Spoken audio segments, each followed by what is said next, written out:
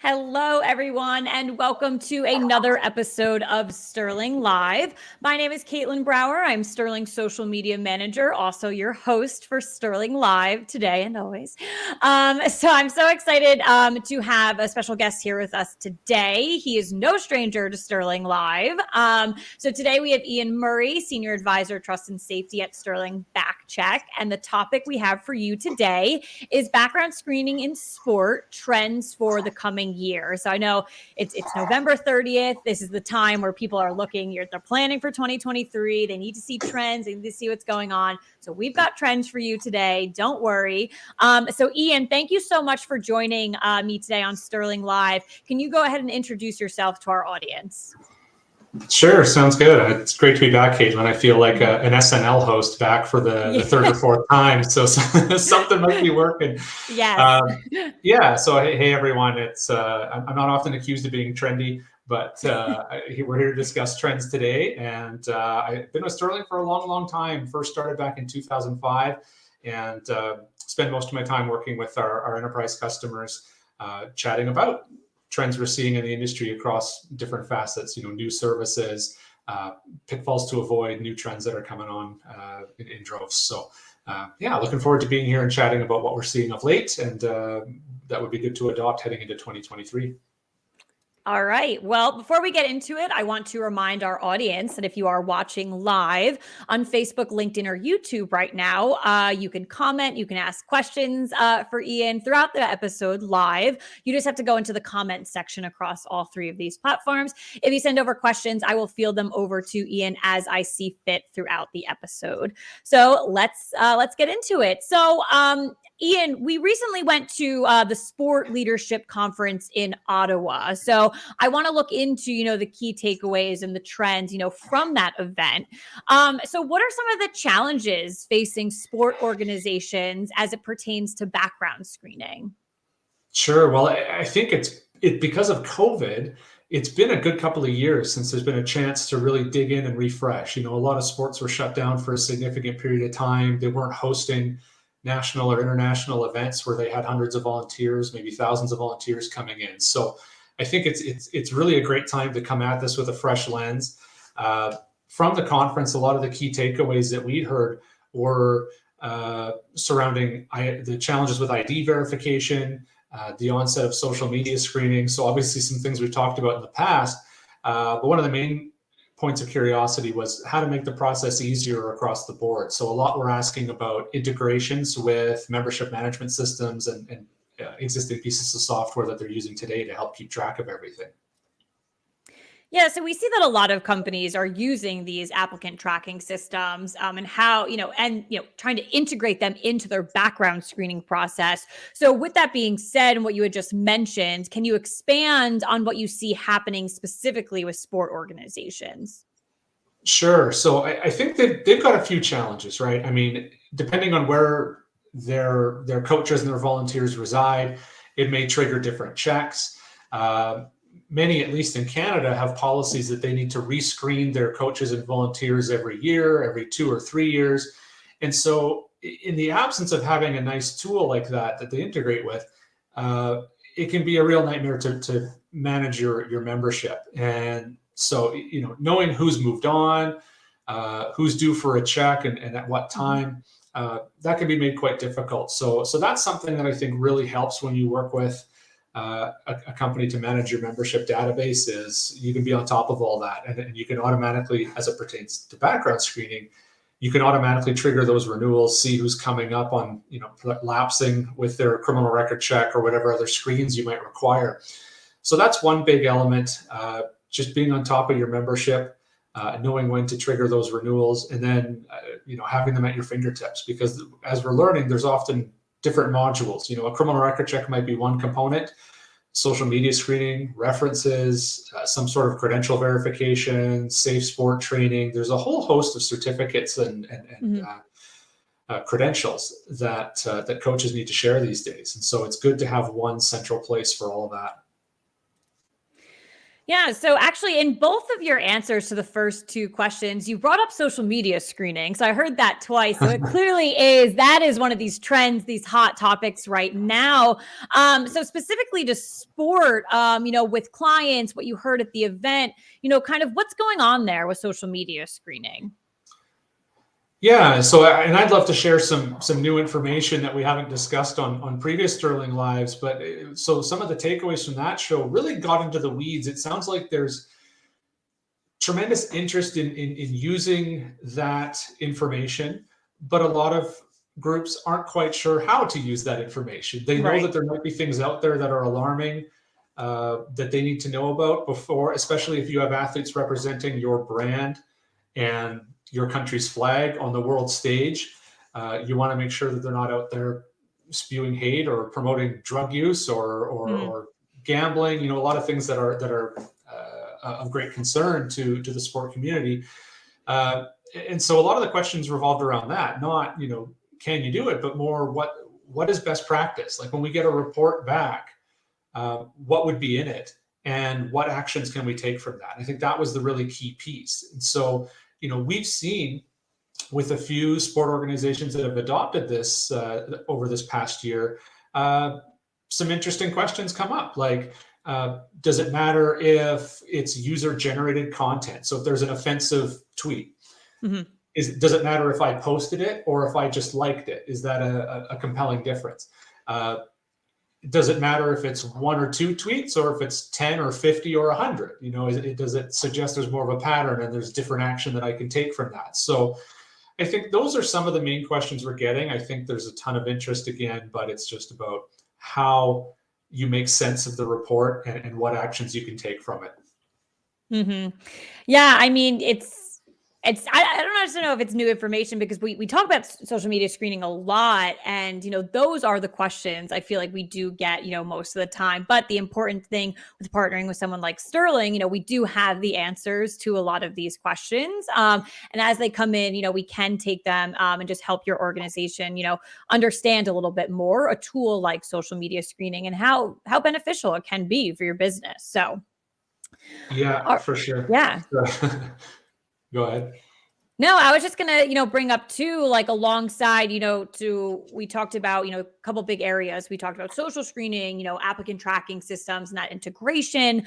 Another area that we talk about a lot, and this is important, coming from, you working with our Canadian clients, what are you hearing with, international screening, again, like from the event, from clients, just current state and what we can expect in the future? Yeah, well, within sport, it's always really interesting because with a large private organization, you often see candidates coming from all corners of the globe. But with sport, with regional popularity across the globe, you might see one sport that sees a lot of coaches coming in from Nordic countries, and others might be more in the Middle East or in Asia. So it's often really interesting as we chat with each of these sports that some are really laser focused on, like if you look at skiing, you're talking Italy, Norway, Sweden, right? Yeah. No offense to any great skiing nations that I omitted there, but it's really interesting because they all come with a different problem set, right? And so, as is the general guidance that we often offer with international screening, there are some, I often refer to them as mile wide, inch deep searches that aren't very comprehensive that you can do. Those are inexpensive, but you often get what you pay for. It's not best practice to try that first. So, the guidance that we often offer to sport organizations is if you have needs in particular countries, reach out to us. We will share with you what best practice is in that region. Quite often there is a comprehensive, detailed, thorough check that you can get as you do locally in Canada or the US. And that's great. That would be best practice. But if it's cost prohibitive, if you have a tournament in a week and the results in this country take 3 weeks to get back, then let's maybe explore alternatives. So that's often the guidance that we offer. We've often heard stories too, or seen examples where I think organizations need to be cognizant to not apply the policies that they're familiar with in their country to other regions. I probably shared this story on a Sterling Live a year or two ago, but we had one instance where a high school coach was asked to get a criminal record check done by a Canadian group, and the result came back as clear because the Canadian sport had provided Canadian instructions, which was go to your local authorities and get a check.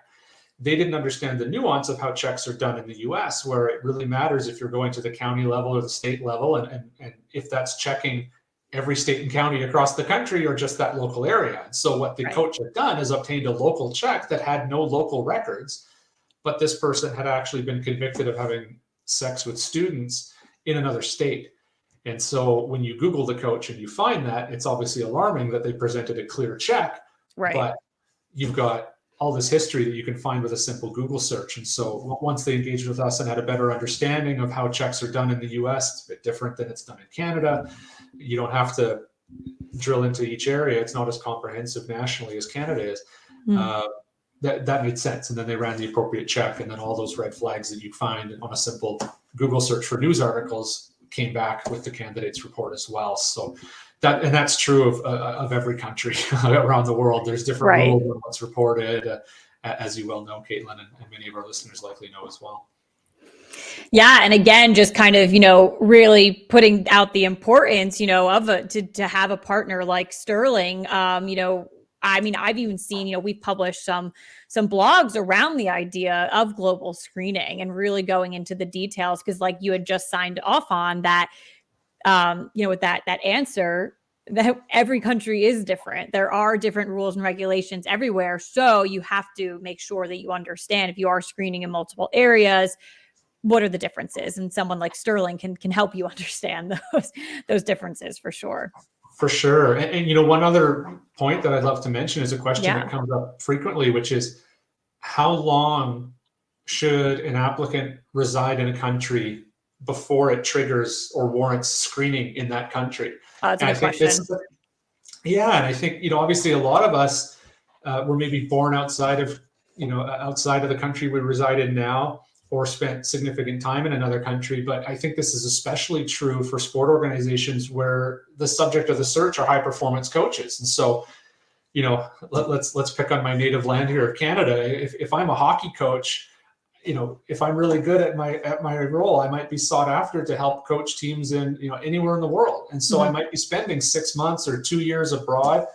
And then, this could be tough to keep track of. You want to do a history to figure out where they've worked, where they've lived, and then likely search each of those countries. So anyway, to offer, not that it's a magic bullet, but the most common timeline that we see is if the candidate has spent 6 months outside of the country, it's probably good to run a check in that country as well. It's all about risk management, right? I mean, you can drive yourself crazy if you think, well, I spent a weekend in Vegas. Does it warrant me running an American check on myself as well? I mean, searching every country the person's ever visited is probably, bridge too far. But, that seems to be the most common bar that we see, is if you've been outside of the country in another area for 6 months, add that country to your scan as well. Yeah, and it's a great example too, for this episode. We really are trying to talk around trends for, sport organizations. So I thought that was a great question to bring up that we field a lot. And then also to the example that you brought up, around being, a hockey coach, could be any type of coach, but really specific to, sport. So I think that was a really good way to, those are the questions I had for you to wrap that up there. But I just do want to call out again, if you are watching live on Facebook, LinkedIn, or YouTube, if you have any questions for Iain, to please go ahead and send them over at this time.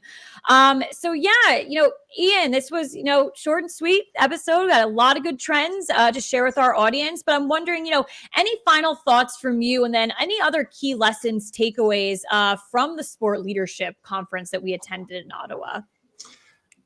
Yeah, for sure. I think one other key topic I mentioned at the outset, but didn't circle back to, was that of ID verification. And, especially within, I know it's been something that I think multiple companies in our industry have really been touting the importance of.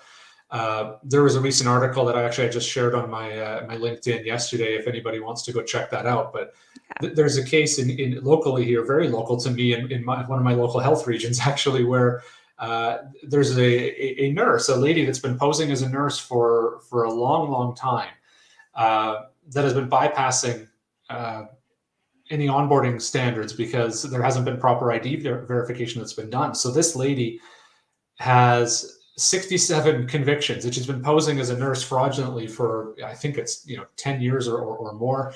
Wow. And anyway, what we've seen in the articles that have been posted is, as part of the legal filings, the Crown's been laying out that the best ID verification it looks like was undertaken in her last role was asking her to produce, or what she presented anyways, was a check with a name, with her name presumably whited out, and then the name of the person she was trying to assume the identity of handwritten on the check.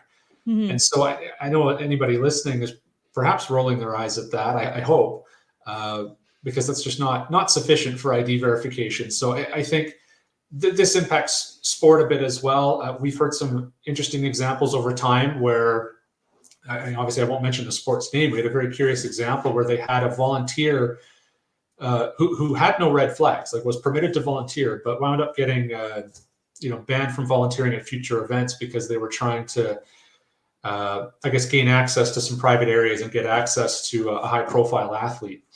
And what's interesting and thankfully about the background screening process, as we've uncovered working with our customer, is every year when this major event goes off, this lady applies again to volunteer with the group. And every year she applies with a different email address and a different name. But thankfully, they've got a rigorous ID verification standard in place where all roads lead to having to produce, passport, driver's license, something that gets verified. And so thankfully, she hasn't gone to the level, I guess, of obtaining really high quality fake IDs. So all roads lead back to confirming her identity back to the actual name, which matches with the, her being on this blacklist, right, with that sport. So, it can be really important because we've seen, weekly, as part of my role, I get looped into examples where we see candidates using really high quality fake IDs these days. So those are some of the questions that we've had coming up from sport is, can I trust a driver's license or passport that is handed to me? Obviously 99% of the time, yes, but there's those instances where no, you absolutely should not. And because they're just really high quality fakes. And so using, a biometric type ID verification can just really enhance that and give you confidence that you're screening the right person. And right. Circling that back to that example with that nurse, I mean, I should use air quotes when I say the nurse, but when that woman's providing a nursing license that belongs to another woman, they're taking for granted that it belongs to that person. They're not validating that license belongs to that applicant. And so we see that across all industries, but definitely heard some questions about that from sport as well. With the example I just gave. Well, definitely a lot here in a short amount of time. We went over a lot, and there's a lot for our audience to look at as we move into 2023. I can't believe I'm saying those words that this year is almost over, but it is. And again, really targeting in on sport organizations on this episode. But I do think, Iain, you made a lot of great points and a lot of key takeaways that other organizations can take as well. I recommend, have discussions. If you're talking to Sterling, keep talking. Talk to people like Iain. He will help you with any questions that you had. I know you said you had posted on LinkedIn. You were just talking about that, so people can go find that for sure. But yeah, I thought, today's episode was really, really awesome. Again, a lot of good takeaways for our audience. So Iain, I want to thank you so much for joining us. I appreciate it. And I want to thank our audience. It was really good to have you guys in again live. And if you're watching on demand as well, it's a little quick 20-minute episode for you to watch on demand.